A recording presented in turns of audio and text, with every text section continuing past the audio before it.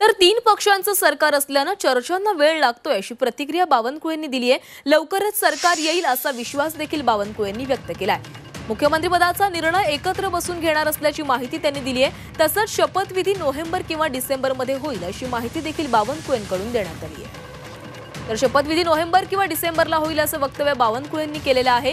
3 पक्षांचं सरकार असल्यानं चर्चांना वेळ लागतोय, मात्र लवकरच नवं सरकार येईल असा विश्वास चंद्रशेखर बावनकुळेंनी व्यक्त केला आहे।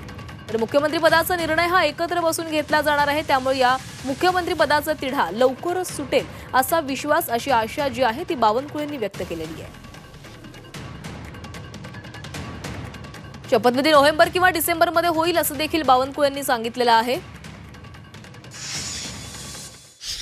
अलायन्स गव्हर्नमेंटमध्ये थोडा वेळ लागतो, कारण त्यांच्याकडे कुठले मंत्रिपद, आमच्याकडे कुठले मंत्रिपद, अजितदादाकडे कुठले मंत्रिपद, किती आकडा असेल, त्या पोर्टफोलिओ काय असेल, पालकमंत्री कुठल्या कुठल्या जिल्ह्याचे कोण असणार आहे, म्हणजे कुठल्या पक्षाचे असणार आहे, हे सर्व सूत्र तयार करायला लागतं।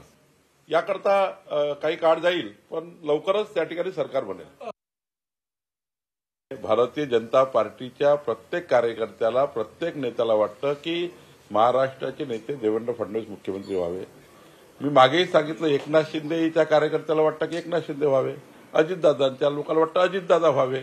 यामध्ये मी वारंवार सांगतोय की तीनही पक्ष, आता हे तुम्ही एका पक्षाचं बाकी पक्षाचं मी सर्वच सांगतोय, माझं एवढंच म्हणणं आहे की मुख्यमंत्री योग्य पद्धतीने शपथ घेतील, लवकरच महायुतीचा मुख्यमंत्री येईल।